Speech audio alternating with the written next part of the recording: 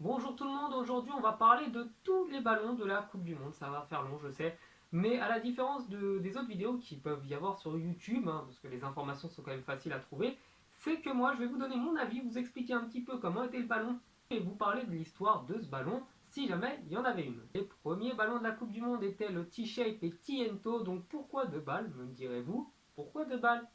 Eh bien, parce que avant ça, avant la Coupe du Monde, eh bien, il n'y avait pas de balle officielle de match. Chaque équipe rapportait son ballon. Là, c'était l'Argentine et l'Uruguay pendant la finale qui avaient apporté chacun leur ballon. Comme personne n'arrivait à se mettre d'accord pour savoir qui avait la meilleure balle, eh bien, ils ont décidé de faire une mi-temps avec chaque balle. Donc, la balle ressemble plus à un ballon de Quidditch qu'à une balle de football. Je ne sais pas comment c'était de jouer avec. Je suppose que Gianluigi Buffon les a connus, ces balles, et qu'il pourrait peut-être nous en parler un peu plus. Donc ces ballons-là, je les trouve plutôt pas terribles et même pour ma collection d'articles de football, je pense que je ne le voudrais pas. 1934 pour la Coupe du Monde en Italie, là tout le monde a la même balle, elle s'appelait la Federale 102, donc fédérale 102 en français, encore une fois une forme de T, mais la différence c'est que le cuir était beaucoup plus agréable et je pense que quand vous preniez la balle dans la tête, vous risquiez moins de commotion cérébrale qu'avec l'ancienne balle de Quidditch. En 1938, lors de la Coupe du Monde en France, donc un an seulement avant la Coupe du Monde des armées, eh bien la France s'est parée d'une balle qui s'appelait Allen ou Allon, je ne sais pas comment ils l'ont prononcé, et la différence, c'est quand même notable avec cette balle, c'est déjà la forme qui est un petit peu différente, je pense qu'avec les photos vous l'aurez remarqué, et qu'elle est constituée d'une valve pour la regonfler à la différence des autres balles, ce qui fait qu'elle était beaucoup plus facile à gonfler, il n'avait pas besoin de la découdre à chaque fois pour mettre de l'air dedans. En 1950 pour la Coupe du Monde au Brésil, donc 12 ans après la dernière Coupe du Monde, cette fois-ci une balle qui n'a pas de lacet, donc grand changement, qui ressemble beaucoup plus à un ballon actuel, donc cette balle et celle qui est présente sur le logo du Barça, si vous regardez bien. Donc je trouve vraiment par contre le style de cette balle assez joli. Et par contre, à la différence des balles de maintenant, c'est qu'elle était beaucoup plus lourde.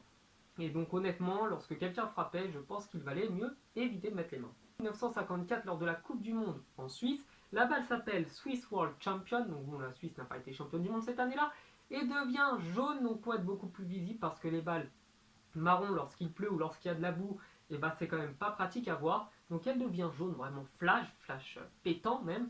Et cette balle est plutôt pas trop mal, mais j'ai des préférences quand même pour les balles modernes. En 1958, la balle est quasiment la même qu'en 1954. Elle reste jaune et elle est utilisée lors du mondial en Suède. En 1962, la balle est faite par Adidas, elle s'appelle Santiago et possède des faces octogonales. Donc là, je pense que je vais sûrement faire une blague pas drôle avec Caris. Bref, donc la balle est octogonale, on reprend les couleurs marron puisqu'on s'est dit que c'était beaucoup trop visible et qu'il fallait un petit peu faire suer le public quand il pleuvait. Donc la balle est plutôt jolie, faut le dire.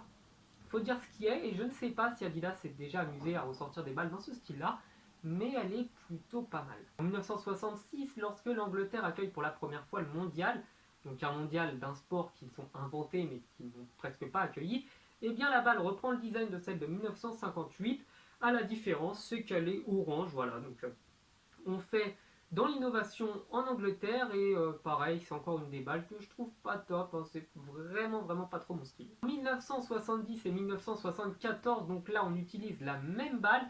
Pourquoi elle change totalement de couleur? Elle devient blanche et noire alors qu'avant elles avaient des couleurs unies. C'est tout simplement pour être beaucoup plus visible et je pense entre nous que cette balle là est sûrement celle que vous avez le plus connue puisque c'est cette balle-là qu'on va retrouver notamment dans les épisodes d'Olive et Tom. Donc une balle qui peut se déformer et qui peut partir à plus de 500 km/h dans la lucarne adverse.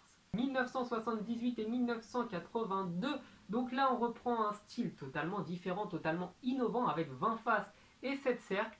Donc ce sont des balles encore une fois qui gardent les couleurs noires et blanches pour être visibles à la télévision. Et par contre là, ces balles-là, je pense que elles font partie de mes préférées et qu'on en a tous une plus ou moins comme ça dans nos placards. 1986 à 1998, donc je vous mettrai chronologiquement toutes ces balles-là, on va garder le même design que celle de 1982, un design plutôt joli et qui a pas mal réussi à l'équipe de France puisqu'elle a été championne du monde avec en 1998. 2002 pour la Coupe du Monde qui était en Asie, et bien le style est totalement différent, je crois que c'est ma balle préférée, je vous la mets en photo évidemment. Donnez-moi vos avis sur celle-là et je pense vraiment que cette balle-là était la plus stylée.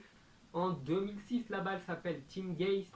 Donc cette balle-là avait la particularité, c'est que pour chaque match de la Coupe du Monde, eh bien, il y avait le nom de l'équipe qui jouait avec, hein, des deux équipes, la date, la période, pour quelle occasion, donc si c'était un quart de finale, une finale, une demi. Bref, cette balle-là était vraiment pas mal, je trouve qu'elle flottait beaucoup trop par contre, donc c'était pas super agréable de jouer avec, mais elle fait encore une fois partie des balles emblématiques avec un design plutôt sympathique. En 2010, lors de la Coupe du Monde en Afrique du Sud, on reprend le style et les couleurs de l'Afrique, hein, donc vraiment une balle très colorée. Pour les connaisseurs et pour ceux qui se rappellent de cette période-là, qui dit Coupe du Monde 2010 dit forcément Vuvuzela. Et honnêtement, j'aurais préféré retenir plutôt le ballon que les Vuvuzela parce que c'était vraiment une horreur pendant cette Coupe du Monde-là. En 2014, une balle super colorée qui s'appelle Brazuca. Donc là, ça fait partie encore des balles beaucoup trop flottantes à mon goût, qui n'a pas vraiment porté chance aux Brésiliens puisqu'ils se sont inclinés extrêmement lourdement. Donc cette balle-là est encore une fois trop légère pour moi, beaucoup trop légère. Mais il faut dire ce qui est, le style est quand même plutôt sympathique. Enfin en 2018, donc la balle s'appelle Tesla Mechta. Donc elle a été utilisée pour la Coupe du Monde en Russie, remportée par la France. Ça, je pense que les Belges vont s'en rappeler. Donc cette balle-là, je la trouve beaucoup plus sobre, beaucoup plus sympathique. C'est pas ma préférée, je n'ai pas eu l'occasion de jouer avec, mais je trouve qu'elle est bien dans l'air du temps et qu'elle vient compléter parfaitement cette vidéo. Voilà, j'espère que la vidéo vous aura plu. N'hésitez pas à me dire quelle est votre balle préférée dans les commentaires. Je vous dis à la prochaine, ciao.